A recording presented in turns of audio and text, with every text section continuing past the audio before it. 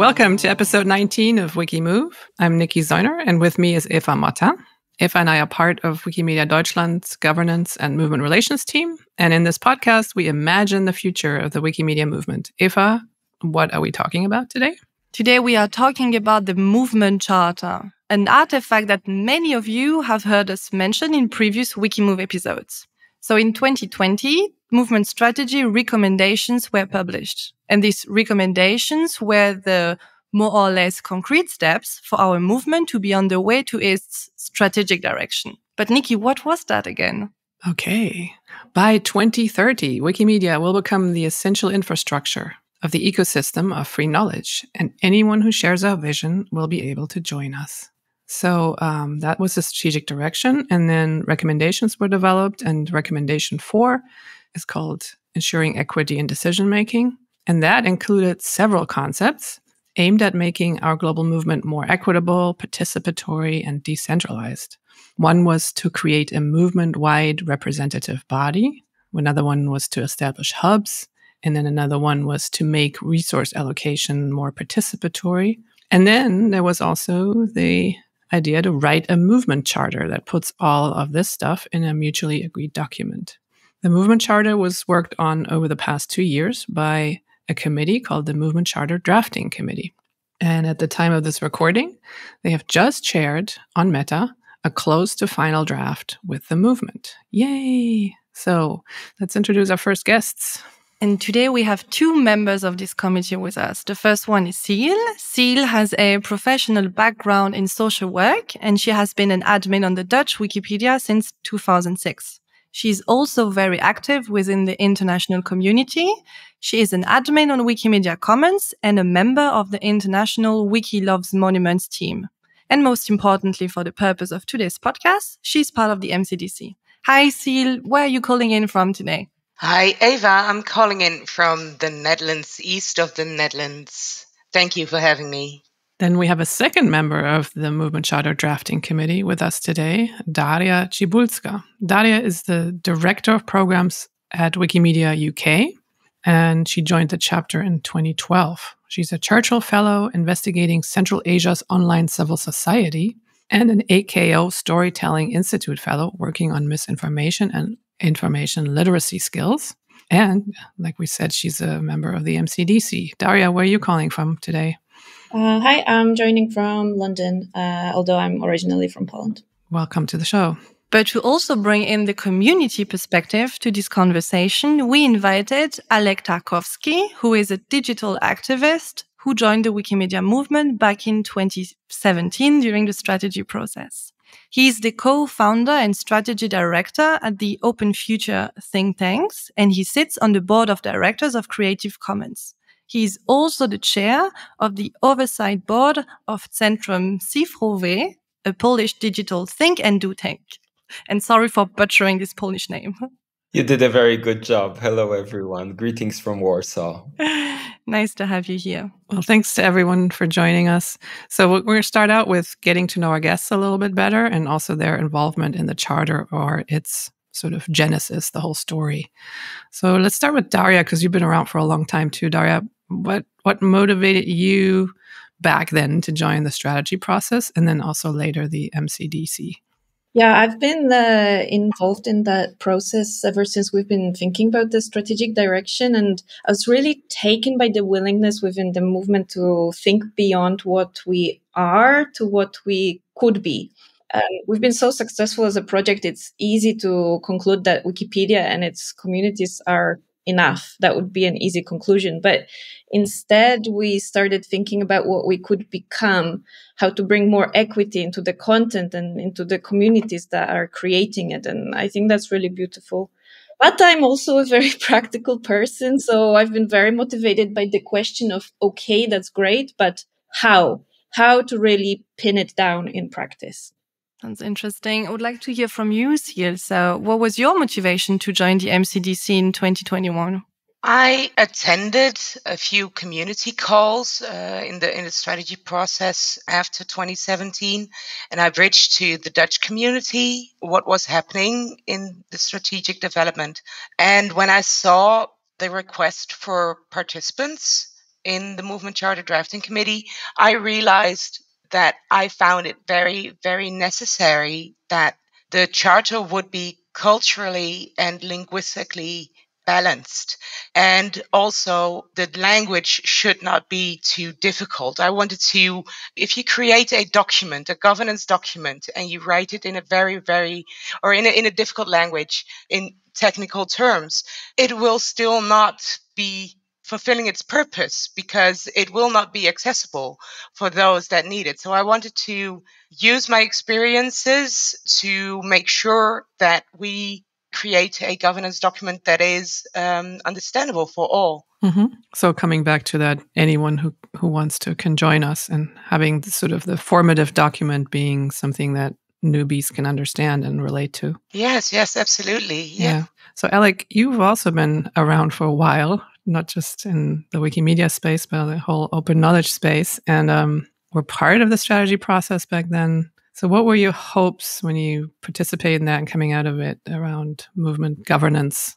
I had big hopes and also big excitement about the process because I thought it's wonderful that there's such a collaborative movement strategy happening. And I wanted to bring a sort of slightly outsider or a partner perspective. I responded to a call that was issued to partners of the Wikimedia movement, to outside organizations. My long-time history is with Creative Commons, which I see as extremely tightly connected with Wikimedia. So I thought, okay, if there's an invitation, someone needs to respond. And I did that. I will admit I'm not a great Wikipedia editor. I produce a very small trickle of articles. And I always would say that in the process to underline the fact that this has to be a process that's participatory, also sort of for people on the fringes of the core movement. Okay, so we now mentioned a lot of big words, but now we have something very concrete. We have a document, the Movement Charter. Would like to hear from you, Daria. Can you please tell us a little bit more about where does the charter come from? Yeah, in its very fundamental form, it's a document that outlines the roles, responsibilities, rights, and common values of the players within the Wikimedia movement. And the thing is, as the movement grew organically, a lot of those roles were assumed and not explicit. So part of the charter's role is actually writing down all of those things so that we have a common map of the organized parts of the movement. It's a bit like tying up loose ends. And within the Wikimedia movement, we decided on the strategic direction of the knowledge equity, and we collaboratively established changes, agreed the sort of high level changes that need to happen to make this vision a reality. And one of the key things that we wanted to do is introduce more knowledge equity. The way of doing that is shifting power. A key way of shifting power is making things explicit, writing things down, things that might have been previously unspoken. I believe that silence benefits the status quo. So speaking things out and writing things down is actually a key tool of making the change of empowerment and more equity. The charter also clarifies where we're going, especially in the context of the values, and it introduces some new governance roles, particularly Global Council and hubs. Mm-hmm. Thanks, Daria. And maybe without going too much into the process of it, the committee has been drafting several iterations of the charter over the last 2 years, 3 years. And I would like to hear from you, Ciell. Can you maybe share some personal reflections around the challenges, but also the highlights of this process? A major challenge in drafting a charter is that you want the charter to be short. You don't want it to be long. You want it to be evergreen. You don't want to change a charter and have a movement-wide ratification every year. You want the charter to be inclusive and not excluding anyone, people that want to join us, but also future developments that may cross our paths. So that's a challenge. And within the Movement Charter Drafting Committee, it is agreed that our product, the Movement Charter, will never reflect the hours and energy and the amount of work that has gone into the actual drafting. What you'll see is on one side, there are the opinions and the voices of those who are connected to affiliates. The other side, WMF has fiduciary duties. They have to address the communities, have wishes and desires and a vision of how things could change. So that's all in all, it's a great challenge to balance that in one charter that we hope will be about 10 or 11 pages. You know, we don't want it to be that long. That makes sense. All right, moving to Alec. Alec, so sort of taking a little bit wider view of the free knowledge movement, given the role of the Wikimedia projects in the open knowledge movement, why is it for us important to work on our governance or even create governance, which we didn't really have before? Maybe I'll try an even wider look beyond the movement. I think for me, Wikimedia is honestly a global wonder. It's one of the most impressive and important expressions of civil society in the knowledge age. And if we look from that perspective, the fact that there's a process for determining governance of a mature already project, as Daria said, a project that achieved so much, but which becomes aware it needs more institutions, it needs more governance to work well. This is amazing, and this is fundamentally important. Looking in the movement, that's also relevant because we as a movement have been making some attempts to have good governance, but I think there are many spaces that are not governed. So for instance, I would like to highlight the open definition. It's a definition of what constitutes a free license. So by the way, very important for Wikimedia. And for many years, it had a council, which was pretty democratic. It was elected by the community, and this council basically makes sure this definition is working and check licenses against this definition. Wonderful stuff. Unfortunately, this council has been dormant for some time for various reasons. But so that's one example. And I hope this charter and its mechanism will become another very important example of something which I basically read as a very democratic process. So talking about the charter that has been published on April 2, many people in the movement speculated over the new changes that will be introduced with this charter. And maybe before we move towards those changes, I would actually like to start by talking about the things that are not going to change. Ciell, do you maybe want to tell us what stays the same with this charter? The charter also addresses those things that we have been doing already for 20 years. We are a movement built from volunteers. Volunteers form the communities. We share the same values. And that's actually where all of our togetherness, all of our work comes from. And we thought it was important to, for the first time, speak about write down those values, agree on those values as a movement, agree on the responsibilities for communities, because also communities and individual volunteers have responsibilities in our movement. It's important to be aware of those. They're not big, but they are there. And working from that, I think we were able to propose changes that are now in the current draft for the Movement Charter. Mm-hmm. Maybe that's a question for you, Daria. Can you tell us a bit about the new elements that the Charter introduces that we didn't have before? Yeah, in the background, just thinking fundamentally, it's about shifting power, changing how decision-making and how resources are managed. And then the structures that can facilitate it is what we were attempting to create, the entities that signify, hold those processes. And by the way, those are the sort of elements that are key in the current upcoming consultation round. The key one, the main thing that we've introduced is the Global Council, which is an entity that holds strategic planning for the movement, administration of organizations and communities, technology, advancement and resource distribution. There's also hubs that are a key space for coordinating work, developing revenue streams, pooling, allocating resources, mediating conflicts, developing strategic frameworks between different organizations. It's all about building stronger ties between movement organizations. So those are entities. There's also ways of operating that we've aimed to change or introduce new concepts of.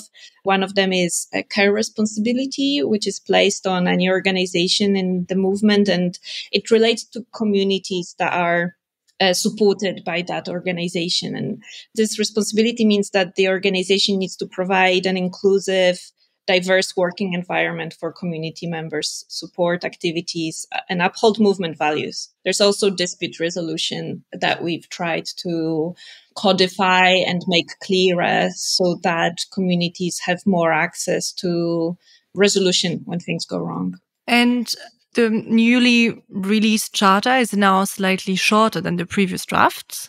And people may realize that many elements that used to be part of the charter have now found their ways into the supplementary documentation. Can you maybe quickly share the reasoning behind it?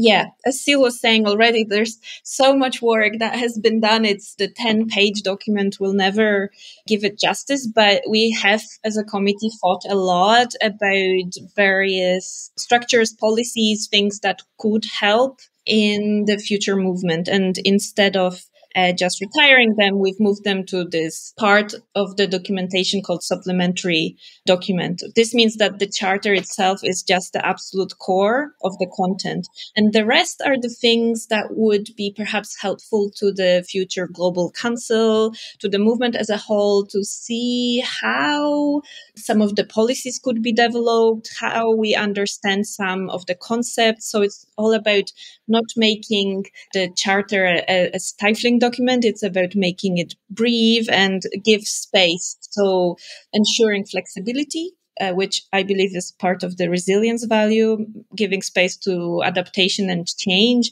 but also sharing some suggestions and directions that we think would be helpful, because that's the result of all of the work from the last 2 or 3 years. Mm-hmm.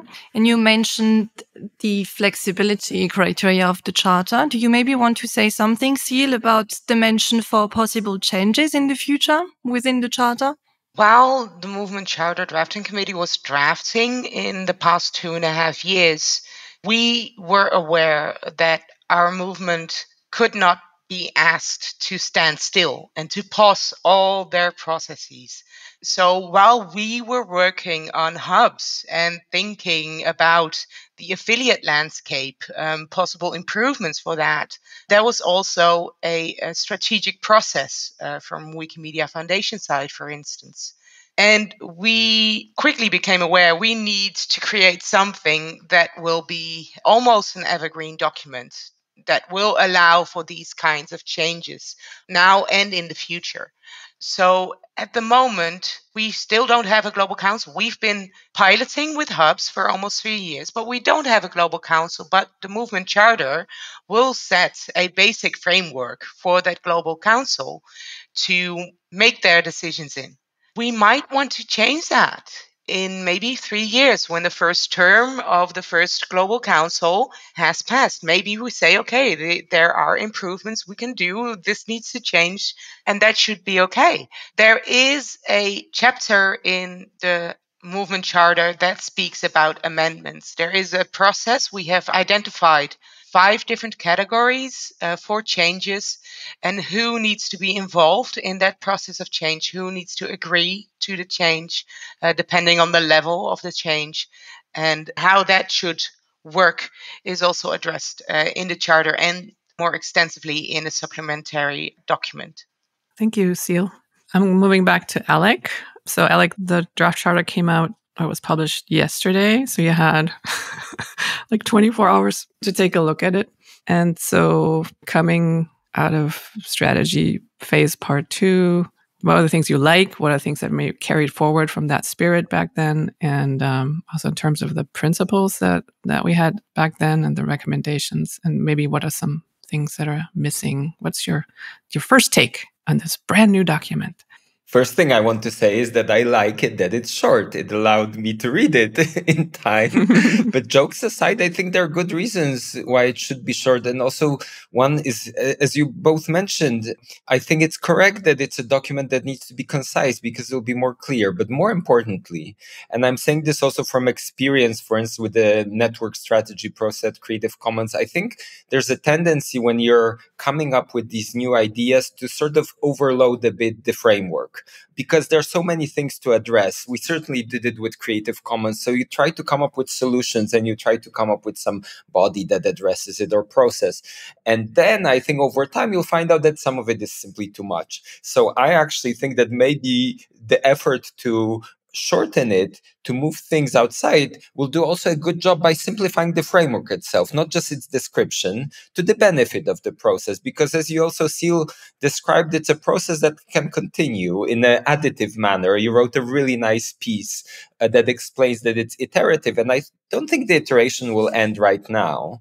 I like to think that in the long term, this will continue to be iterative and you can add elements. What I like about it, speaking as an outsider, this was a big learning from me to learn sort of the power relations in the movement. And I think they're similar as many other places in the free knowledge movement. It's challenges between the relationships between the stronger actors, often the institutional actors, and this big grassroots communities that we work with. So again, looking more broadly, I think this is very important and a great example that you're looking for solutions that balance the roles and responsibilities and sort of relationships between the communities that are very grassroots still, even after more than 20 years, and organizations that are just as important for the movement. I really like the idea of care, responsibility. I think it really well frames this relationship, and I hope it will be sort of accepted by the movement and brought into life, because I think it very well describes what we want to happen. If I was to point to something missing, again, from a partner perspective, I would say these crucial stakeholders, in my opinion, so partners, but also I would mention users of Wikimedia. I don't see them in the charter. I know that the charter is very much a document that's meant to set relations in the movement. And I think that's very important. But some sense of these outside constituents, I'm hoping that they will become visible in the council, that there will be maybe it's one seat, but that the user of Wikimedia who's never edited it will still become part of this process. I think that would be a very interesting, another step forward. Very interesting. And it actually reverberates with some of the research we did on the general assemblies of other movements. And for example, Oxfam has recently reformed their governance model to include external people into their General Assembly because the 100% representation model didn't work so well. And they wanted more of a broader perspective and people who are, sort of more neutral to the organization in the assembly. So that's anybody who's interested and wants to nerd out about this stuff. There's a whole journey to read about Oxfam's governance reform and what led to it. I was wondering if maybe someone from the MCDC wanted to react to the point that Alec just made, because as you said, there were hours and hours of conversation within the MCDC. Not everything is reflected in the end product. I just want to give one of you the opportunity to share maybe some reflections that you have on the role of external partners and the Wikimedia movement. One thing I would say to that is that we have drafted new values for the movement going forward. And one of them that we emphasize really strongly is inclusivity. And that is all about how, as a movement, we can be open to new communities, how we can be welcoming whilst we develop. And my hope is that that includes partner organizations that want to join us in knowledge equity. So let's take a look into the future a little bit. So we've looked at the charter and how it became about and what we think of it. So now you just published the draft. Daria, how can the movement now engage with the content of the charter? Give us a little bit of the process that's ahead of us. In the last few years, there's been many consultation rounds, so it might feel that it's just time again to consult. And yet we are very mindful that there are many people that wouldn't have heard of the strategy process or the charter. What is different this time. We have a consultation period now that the charter has been released, that we are approaching the end of the drafting work. So it's time to look holistically at the charter and see from your perspective whether it serves the movement well. So from now until the end of April, we are harvesting almost the final feedback, I guess, to the content, which will then lead the committee to incorporating the feedback. And then it goes into review, publishing the final text.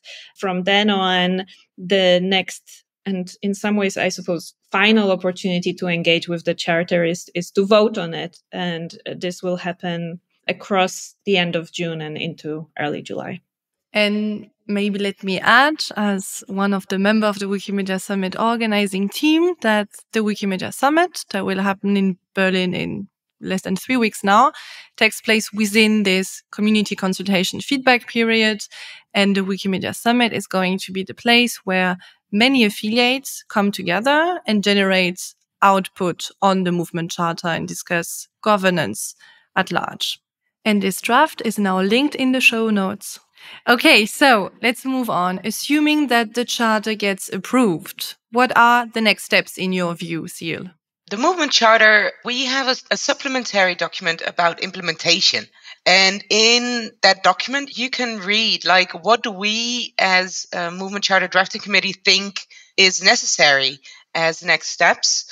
One of the biggest steps is working towards building the Global Council. And that starts from elections to selecting and electing that first Global Council. And then the Global Council needs to get started. And it will not be something to take lightly. To build the Global Council, we need people there that are enthusiastic, have the time to be involved and to build this decision-making body. It's a very big responsibility. The publication of and ratification of the Movement Charter is only a first step or a next step on this road. Can I add to this? For me, the council is a fascinating and important idea and a very bold one. And it's one where I imagine you will get a lot of feedback and people will be going, good idea, bad idea. There's a number there, 100 to 150 people. And it's, again, a bold number. And I imagine some people will say, no, you need only 20 people. And some people will say, you need 500. I think in the long term, that's not really important. In a way, there's no good or bad way to do it. There will be just a certain way it'll be done. And as you say, Ciell, basically it needs to be brought to life. And that's, I think, more important than any number. These numbers can be revised, I also read the charter as just setting a general framework. I think there are still a lot of questions to be answered. I like it that it's pretty big because I think you will get the same mix of actors and stakeholders that you define in the charter. So the volunteers will be present there, the communities, the organizations, the main Wikimedia Foundation, maybe some partners. And then you will start to see how this community works, right? Discussing things. So I will be really looking forward to seeing how this council works. It's going to be basically another great experiment from the Wikimedia movement. That's, as I said it at the beginning, important at global scale for me. And I hope I don't sound too bombastic, but I really think it's very important. Maybe as we move towards the end of this podcast, we can try and look beyond the Global Council and even look beyond the Wikimedia movement. And maybe, Alec, can you share some thoughts about why do you think that governance is relevant for the free knowledge movement? I think mainly because the movement has to be alive and has to be changing. And we need to make decisions how to adapt. This may be in the early years of both Wikimedia and Creative Commons. We're all basically young as movements. And just things happened. As we mature, I think we understand, and this is really very well expressed in the Wikimedia movement strategy, that there needs to be equity in this. But not just equity is a very important value on its own, but it also brings a diversity of perspective. There's strength to that. We are navigating a lot of challenges, disinformation, economic challenges. And I think we just need this variety of voices to make shared decisions. Thank you. So, final words, Ciell or Daria, looking sort of fast forwarding more. Maybe let's start with Daria. We have this by 2030 deadline for the movement strategy.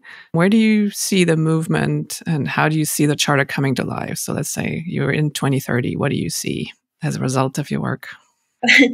I think, like Alec was saying already, Wikipedia or Wikimedia Movement really can be seen as the last good place on the internet. And the values of our movement, how we go about organizing and doing things, could be an example and an influence over the values of the internet in the age of AI. So the key will be to model what we believe in and show others what's possible, walking this tightrope between the realities of a complicated movement and a big vision. Ciell, what's your take? I think in 6 years, because 2030 is already in 6 years.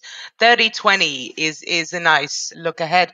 But I hope that the Movement Charter will help us to be better equipped to face the challenges that are ahead of us. The Global Council will bring more diverse community voices to the table.